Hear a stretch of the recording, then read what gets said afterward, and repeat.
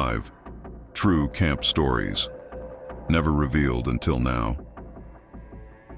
They say the forest doesn't keep secrets, it just buries them in silence. But silence is never still. It moves. It watches. It waits. And sometimes, if you're quiet enough, if you're still enough, you might just hear what it's hiding. Not in words, but in something deeper. In the absence of birdsong. In the sudden stillness of trees. In the sound of something moving just beyond the edge of the firelight. Something you didn't invite. Every year, without fail, people pitch tents in the wilderness, seeking simplicity. They leave behind their cities, their deadlines, their glowing screens. They crave disconnection, tranquility, peace. They want to believe that out here, among the wind and wood, nothing bad can happen, that nature is neutral. But the wilderness is ancient, and ancient things don't forget what was buried within them. Campgrounds are supposed to be safe, managed by rangers, monitored by maps, reviewed by tourists. But the illusion of safety is fragile. And in 5 places across North America, that illusion shattered. No press releases, no official reports, just whispers, redacted notes, unreturned calls, and in one case, an entire area that was quietly removed from satellite imagery for over a year. Why? No one explains. They just say structural maintenance or environmental hazards and expect the questions to stop. But they don't. Not for the people who saw what happened. These are the stories that were never supposed to be told. Not because they were fake, but because they were too real. Because the fear didn't stay in the woods. It followed people home, into their bedrooms, into their dreams, into their lives, months, even years later. These are the kinds of stories that don't just haunt you, they change you.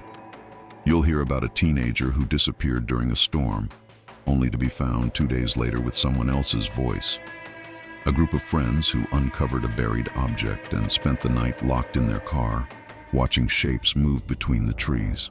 A camper who stumbled into an abandoned ranger station and emerged with footage that no lab has been able to decrypt, but whose audio contains voices speaking a dead language. And then there's the incident with the troop leader who returned alone, with 7 sets of footprints trailing behind him, none of them human. These are not urban legends. They're not Reddit posts with unreliable narrators. These come from interviews, audio recordings, classified dispatches, and in some cases, the families who were silenced with payouts or threats. You won't find these stories in newspapers or on police logs, but they happened. And the people involved? Some of them are still trying to forget. Others don't remember anything at all. What you're about to hear is unsettling. Not just because of what happens in the dark, but because of what it suggests about the world we live in. That maybe the borders between our world and something older, something waiting, are thinner than we think. That maybe the fires we light at night do more than keep the cold away. They draw attention. That maybe we were never supposed to return to some of these places. And when we did, we opened something. Each story is more than just an account. It's a fragment, a puzzle piece. And if you pay close enough attention, you might start to notice connections. Symbols that reappear, phrases that repeat, voices that don't belong. There are patterns here, patterns someone has tried very hard to erase. We're going to show you 5 stories, 5 real cases, each buried in silence, each now uncovered. You'll hear things that don't make sense. You'll feel dread in places where there should only be curiosity. And when it's over, you may find yourself looking twice at any stretch of woods, any flickering light at the edge of camp, any moment when the forest seems just a little too still. So turn down the lights, put your phone away, close the window behind you, and listen carefully. Because the woods remember, and tonight they're telling their side. Story 1. It started with a simple photograph. August 1997. An amateur nature photographer named Daniel Rivas booked a solo weekend at a small, privately owned campground in northern Vermont. It wasn't popular. In fact, it barely appeared on maps. That's what attracted him. He liked places that were untouched, unfiltered. He told his friends it would be 3 days of peace, silence, and shots of misty trees and quiet trails. He arrived Friday afternoon. By Sunday morning, he was missing. His tent still stood, his gear untouched, his boots placed side by the fire pit. His camera was there too. But the film roll inside it would raise more questions than anyone was willing to answer. The park owner said he never heard a sound. The site was remote, with only one other camper, a woman in her 60s who never left her trailer. Search dogs traced Daniel's scent to the edge of a ravine and stopped.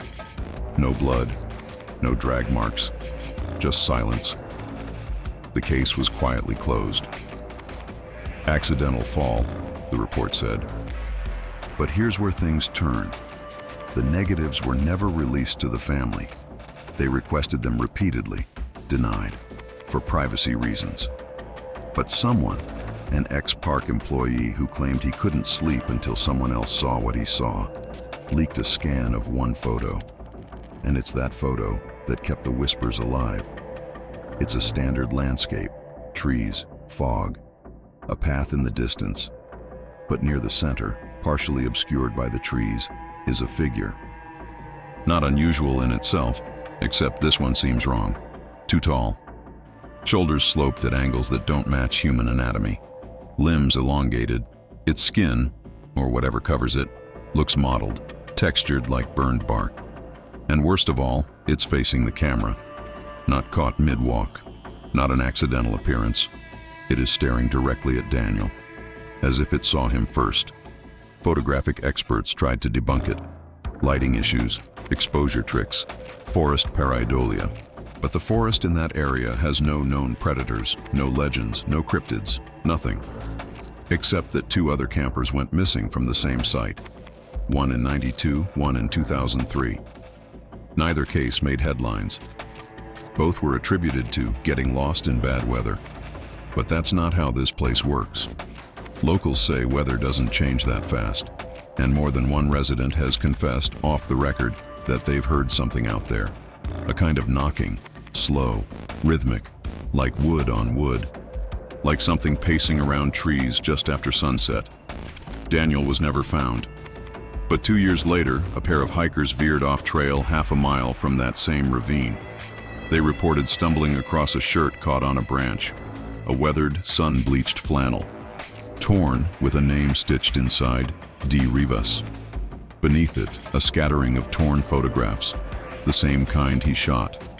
All damaged, except one.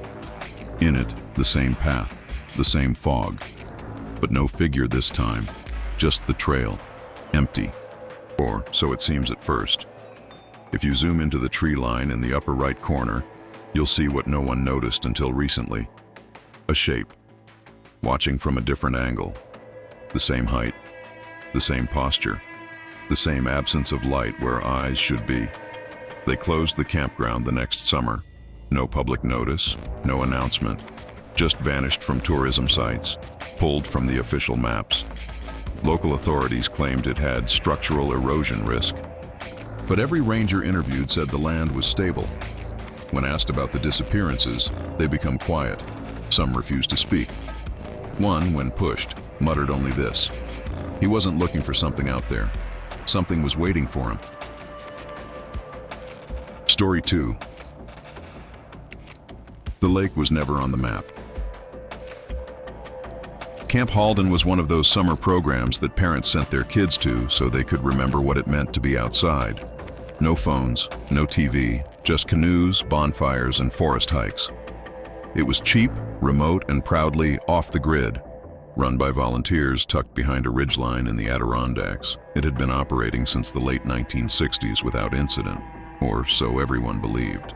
In 2008, during the second week of July, a group of 8 campers aged 11 to 13 was taken on an overnight hike by 2 counselors.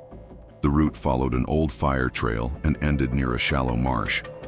But around dusk, one of the kids noticed a narrow path that veered off from the main trail. Overgrown, unmarked. The counselors, young and undertrained, assumed it was a shortcut back toward the lake.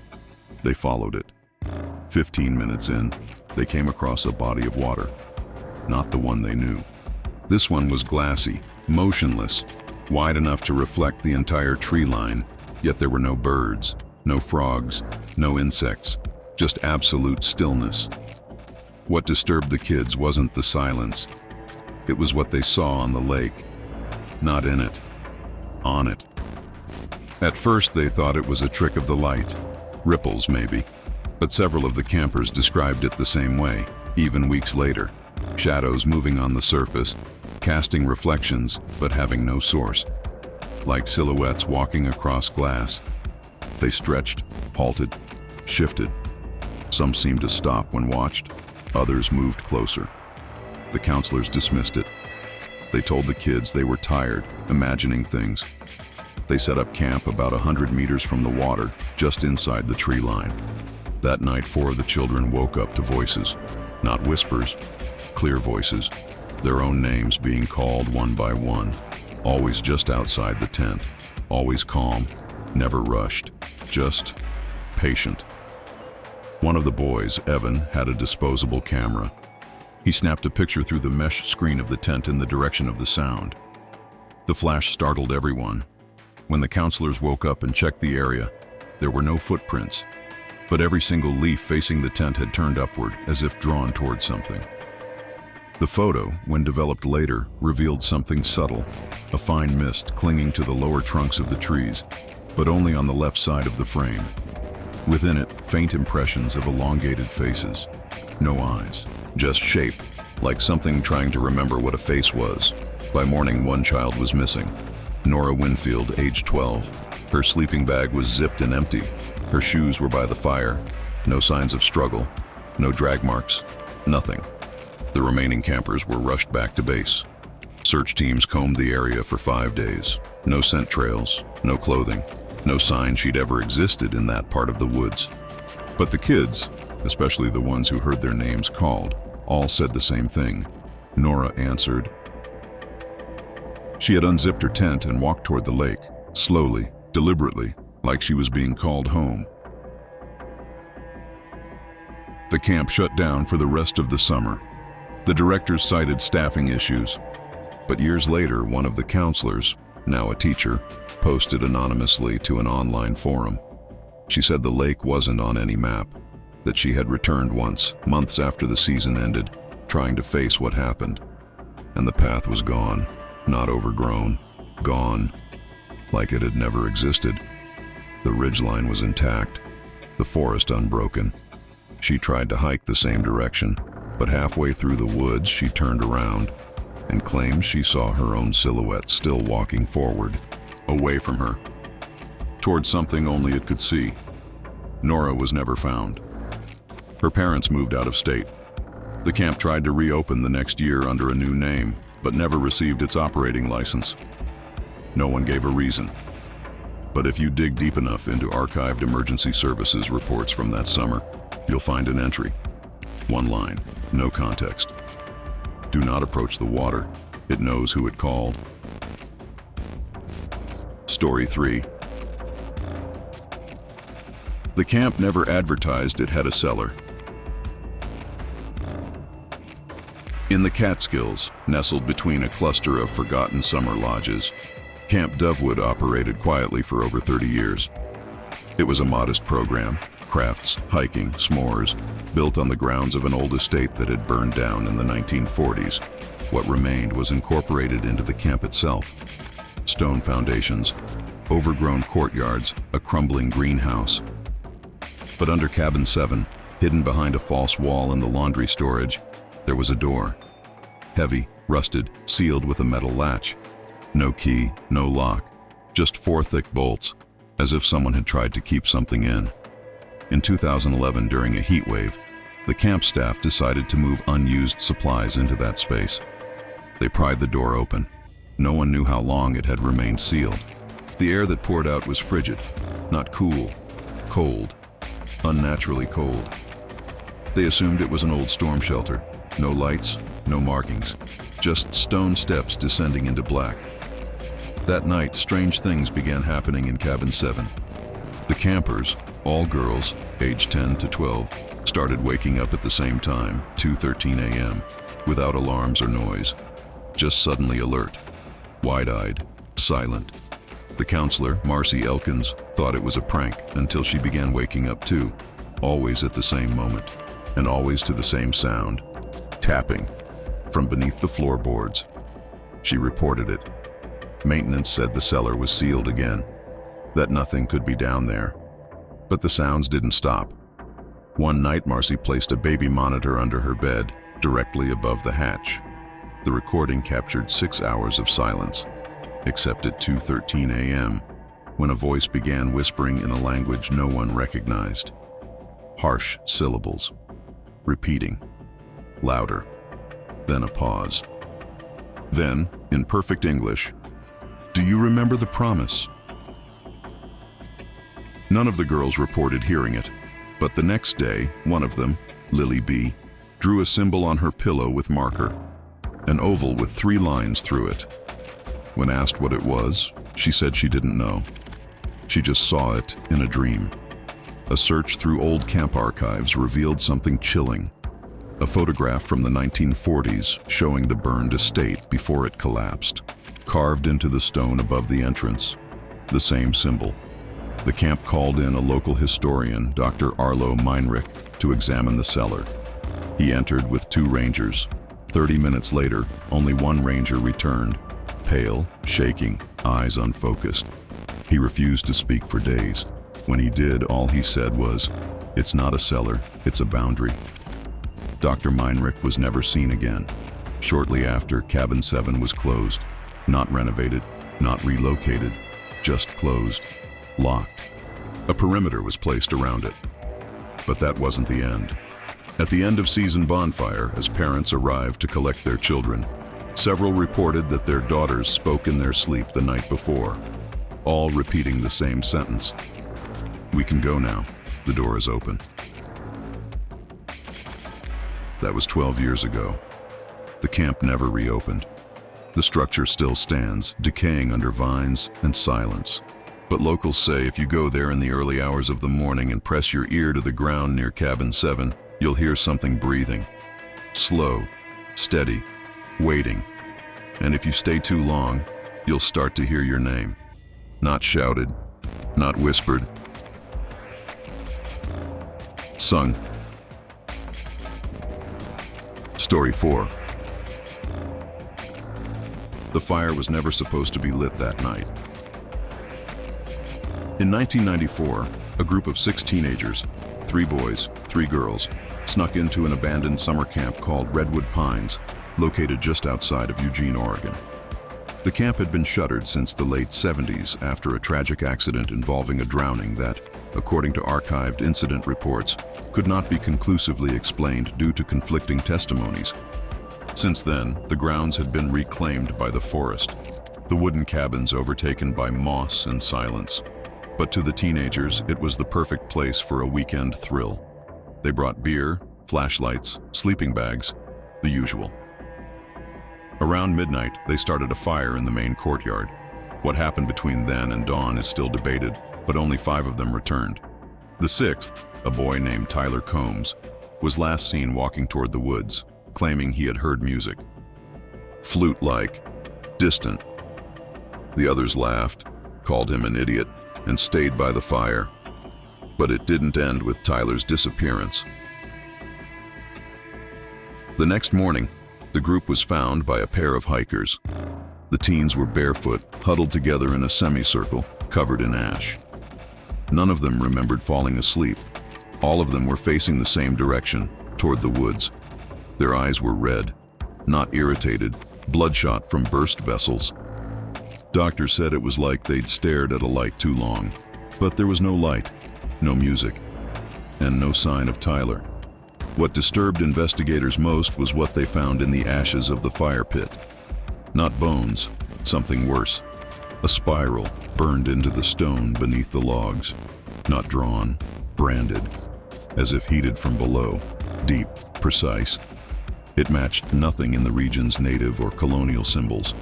But it did appear in one other place, on the last page of Tyler's notebook, recovered from his backpack, left neatly in Cabin 3.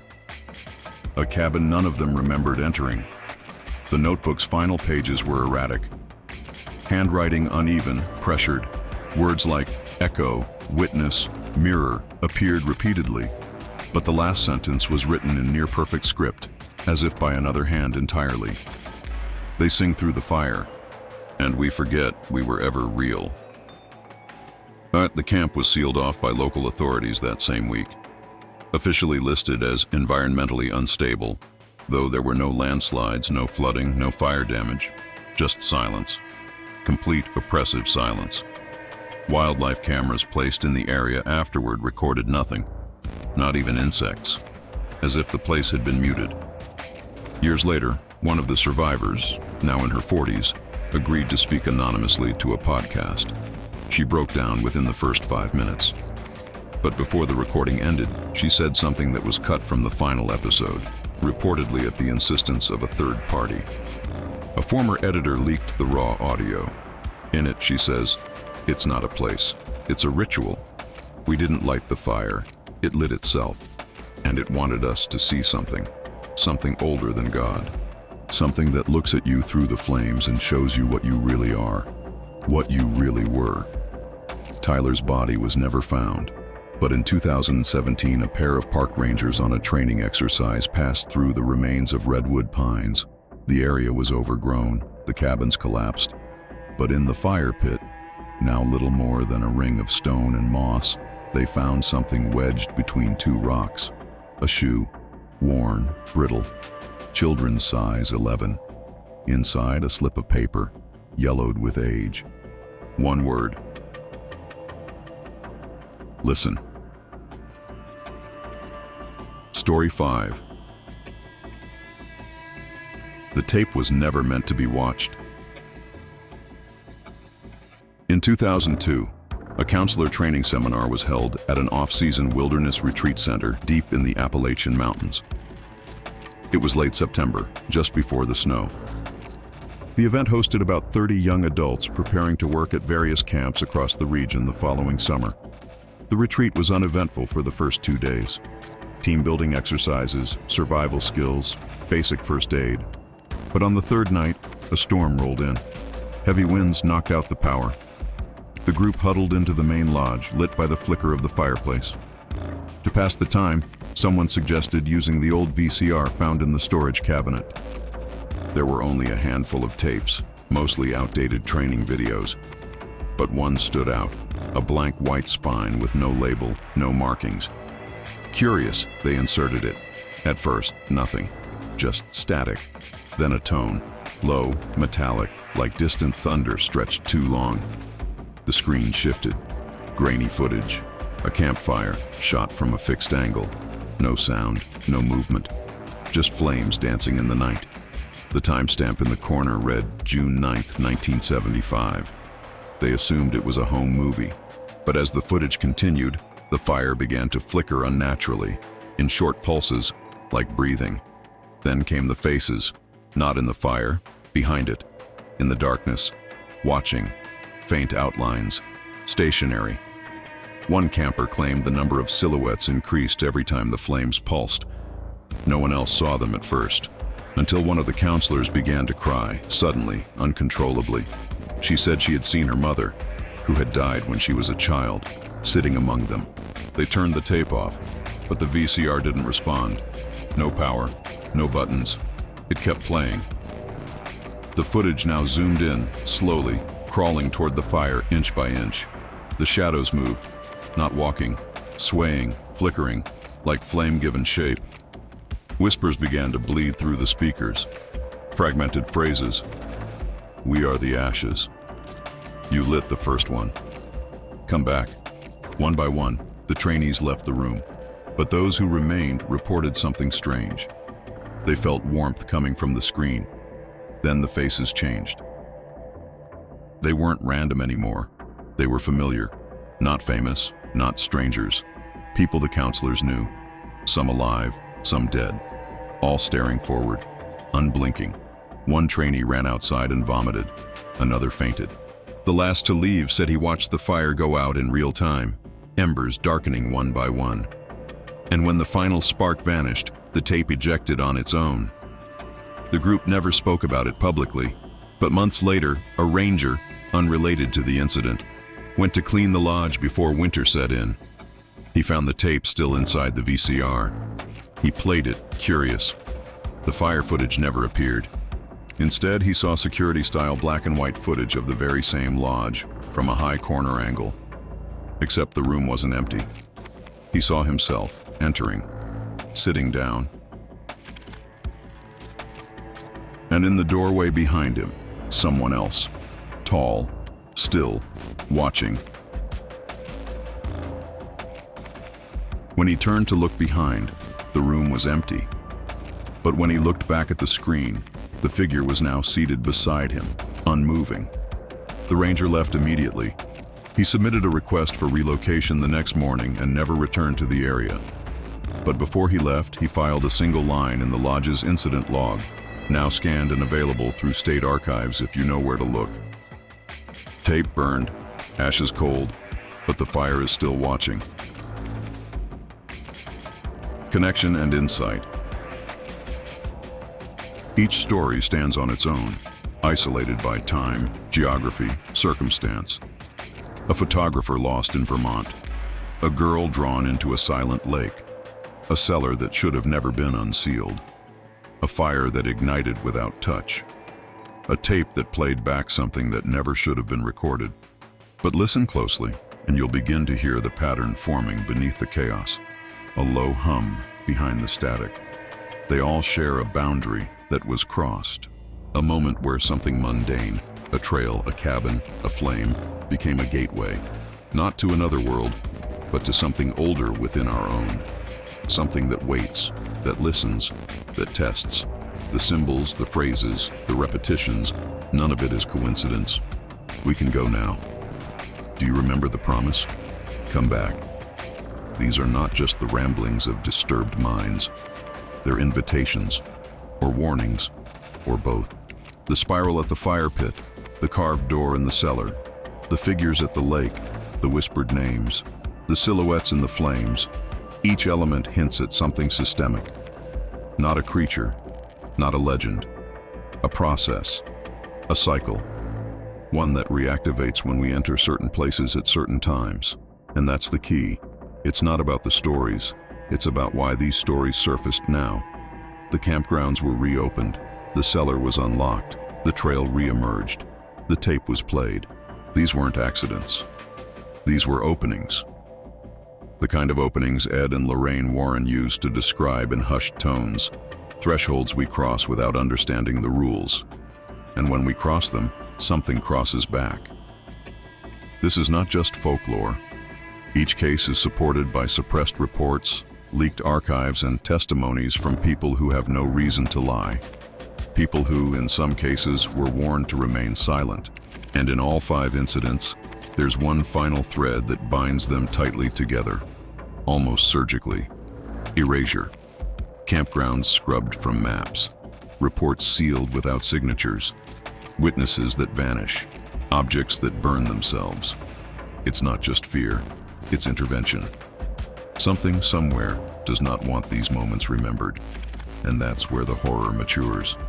Not in what was seen, but in what we were never meant to keep. So what does this mean for you? It means the ordinary is not always safe.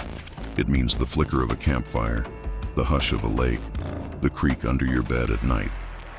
They might not be empty. It means memory is not always our own. And if you've ever woken up at 2:13 a.m. without reason, or heard your name called from a place you know was empty, or felt watched in a place where no one should be, you might have stepped too close to a threshold yourself. They're not hunting. They're waiting. And every so often someone listens. Conclusion. You've heard them now. All 5. Not legends, not nightmares, not stories crafted in a writer's room. These are events pulled from real accounts, fragmented, scattered, but undeniably tethered to something we don't yet understand. We don't need to embellish them. We don't need to explain them. Because sometimes the horror doesn't live in answers. It lives in the silence between them. Each camp was a portal.